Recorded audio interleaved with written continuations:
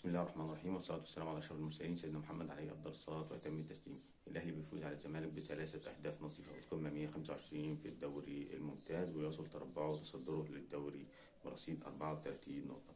قبل ما نكمل الفيديو ما تنساش تشترك في القناة وتفعل زر الجرس وتعمل لايك وتقول لنا رأيك في أداء النادي الأهلي وأفضل لعيبة في كومنت بإذن الله. عايزين الفيديو ده يوصل ل 100 لايك. النادي الاهلي بيبدا المباراه بتشكيل مكون من محمد الشناوي في حراسه المرمى، محمد هاني باك يمين، علي معلول باك شمال، اثنين قلبين دفاع، الوافد الجديد خالد عبد الفتاح ورامي ربيعه. في نص الملعب حمدي فتحي واليو ديانج، قدامهم محمد مجدي قفشه، على يمين حسين الشحات، وشماله احمد عبد القادر، وراس حربه الفولت العالي المتالق محمود عبد المنعم كهربا. التشكيل كان متوقع بنسبه 90% او 100% من كل جماهير النادي الاهلي. النادي الاهلي بيبدا الشوط الاول بهدوء غريب، بطء في نقل الكوره، مفيش سرعه، ما فيش ايجابيه ولا على المرمى، مفيش الا كوره يعني ما تحسبش كوره احمد عبد القادر اللي محمد مجدي قفشه لعبها بره فوق العرض. يعتبر دي كانت اخطر كوره للنادي الاهلي، بعكس نادي وفي كوره ثانيه كانت محمود عبد المنعم كهربا بعد ما عدت من حمدي فتحي وعدت من محمد عواد، خبطت في العارضه رجعت لكهربا لعبها طلعها محمد عواد كورنر. اخطر كوره في الشوط الاول كانت للزمالك بتسديد الدونجا من على بعد تقريبا 30 متر، وصدها محمد الشناوي وطلعها كورنر. والزمالك كنا عارفين كلهم بيلعب على الكره العرضيه، بيلعبوا على حسام عبد المجيد، ولكن لعيبه النادي الاهلي قدروا يتغلبوا عليها ومفيش ولا كوره وصل، والكوره اللي كانت بتوصل ما كانش يلعبها مرتاح، وكانت بتطلع بره ضربه مرمى للنادي الاهلي. الشوط الاول انساه، لان لعيبه الاهلي تحس انها بتلعب ما تعرفش، بتلعب باستسهال، ضامنين الماتش، بتتمرقع. اللعيبه كلها ما كانش تقدر تقول ما كانش كله موجود، مفيش الا خالد عبد الفتاح الى حد ما كان كويس، اليو ديانج، حمدي فتحي كويس. لعيبه اكتر اتنين لعيبه كانت مختفيه في الشوط الاول قفشه واحمد عبد القادر. احمد عبد القادر ما يتعرفش شماله كده، احمد عبد القادر لما يلعب ممكن هو احسن جناح موجود في الدوري المصري لحد دلوقتي، اكتر لاعب ممكن توثق فيه في النادي الاهلي حاليا، يعدي واحد على واحد. جبهه حسين الشحات ومحمد هاني اختفت، جبهه الثانيه بتاع معلول واحمد عبد القادر ما كانش موجوده. تقدر تقول الشوط الاول النادي الاهلي انساه. الشوط الثاني جاب الفرحه اللي فرح كل الاهلاويه، وخطه مستر كولر باللعب حمدي فتحي، وضحك على البروف ان هو كان بيخلي حمدي فتحي يكمل في الهجمه بدل قفشه، هو اللي كان بيسقط بين حسام عبد المجيد ومحمد عبد الغني، وقدر يصنع او يشارك في الثلاث اهداف. لاحظ الهدف الاول ان الاهلي جه في الدقيقه 62، الهدف الثاني جه في الدقيقه 76، الهدف الثالث جه في الدقيقه 91.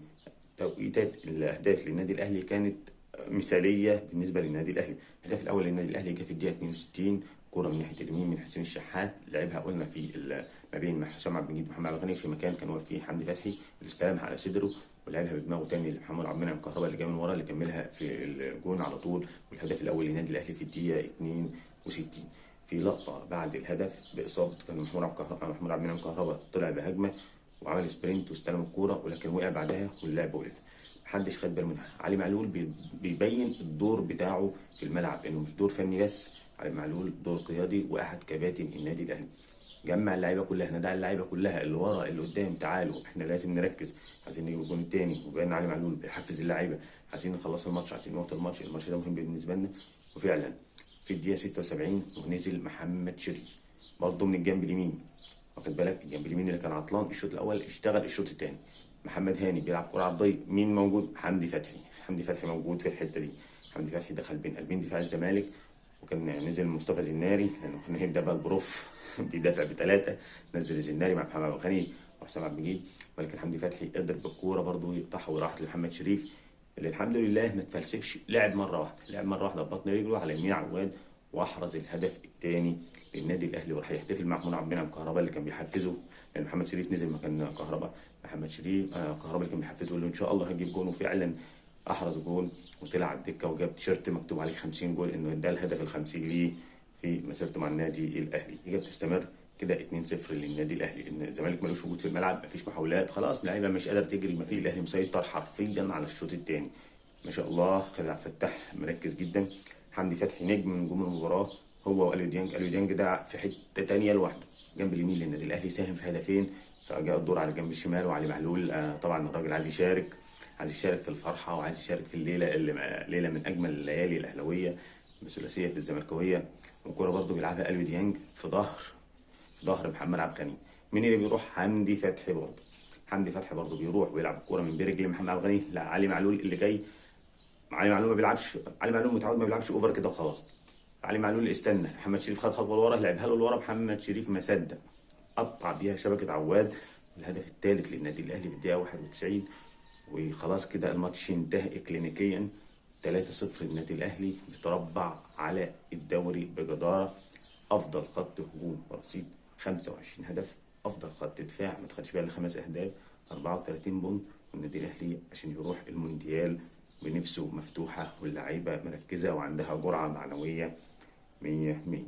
مارسيل كولر الشوط الثاني اثبت انه مدرب كويس ومدرب قاعد مصحصح. لاعب بحمدي فتحي وضحك على الظروف، دخل حمدي فتحي ان هو اللي كان بيكمل في الهجمه بدل محمد مجدي قفشه. لو كنت تلاحظ محمد مجدي قفشه بيسقط واللي بيكمل حمدي فتحي ما بين حسام عبد المجيد محمد عبد الغني، كان حمدي فتحي بيدخل ما بينهم.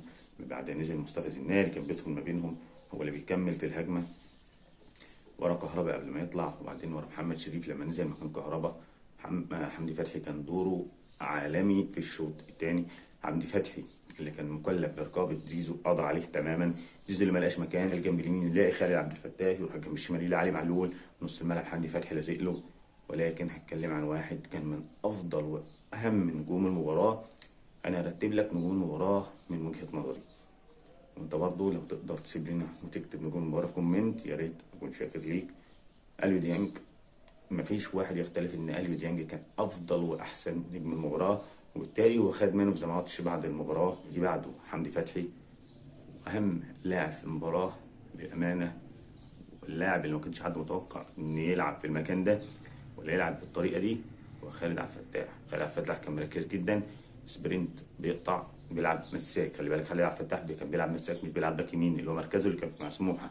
النادي الاهلي جايبه باك يمين من سموحه، ولكن خالد عبد الفتاح بيلعب في الحته دي. خالد عبد الفتاح كان مركز جدا، قطع الميه والنور عن الجزيري، عن زيزو، عن امام عاشور، اي حد كان بيجي ناحيته، عن مصطفى شلبي. كان مركز جدا، تقدر تقول مفيش اخطاء، ما بيشتتش وخلاص، بيطلع بالكرة صح. لاعب مستقبل وان شاء الله يكون له دور كبير جدا مع النادي الاهلي الفترة القادمة. تنساش برضو مروان عطية نزل، كان ما شاء الله عليه، اللعيبة كلها كويسة جدا، ولكن محمد مجدي قفشة لازم قرصة شوية عليه. فوق لنفسك. احمد عبد القادر حاول تلعب لعب ايجابي اكتر. محمد طاهر رجع. محمد طاهر من اللعيبه الرجاله جدا في النادي الاهلي، ويكون مكسب الفتره اللي جايه باذن الله. كل التوفيق للنادي الاهلي اللي تصدر الدوري خلاص. واحنا النادي الاهلي برصيد 34 بونت بتصدر الدوري. النادي الاهلي برصيد اهداف 25 هدف، افضل خط هجوم، افضل خط دفاع ما دخلش فيها الا 5 اهداف، والنقطه ال 34 في الدوري بتاعنا ان شاء الله. والسلام عليكم ورحمه الله وبركاته.